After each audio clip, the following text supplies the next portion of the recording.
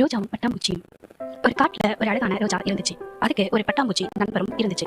ஒரு நாள் வெளியில போன பட்டாம்பூச்சி திரும்ப வரப்ப ரோஜா தீனி கூட நட்பா இருக்கிறத பார்த்துச்சு. உடனே அந்த பட்டாம்பூச்சிக்கு ஒரே வருத்தமா போச்சு. உடனே அந்த ரோஜா கூட சண்டைக்கு போச்சு பட்டாம்பூச்சி. அதுக்கு அங்க ரோஜா சொல்லிச்சு, நீயே நான் இன்னொருவர் கூட நட்பா இருக்கிறத விரும்ப மாட்டேன்.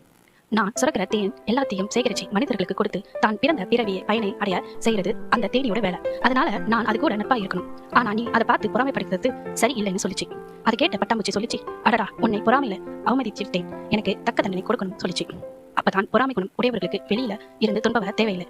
அவங்களோட பொறாமை குணமே அவங்களுக்கு தண்டனையா ஆனது. திருவள்ளுவர் எழுதியிருக்கிறார், அழுக்கற்றாரி நல்லவை செய்யார் இழுக்கற்றான் ஏதம் படுப்பாக்கு அறிந்து அப்படிங்கிற குரலை சொல்லிச்சு ரோஜா. நீதி பொறாமை கொண்ட எண்ணமே ஒருவருக்கு தண்டனையா அமையும்.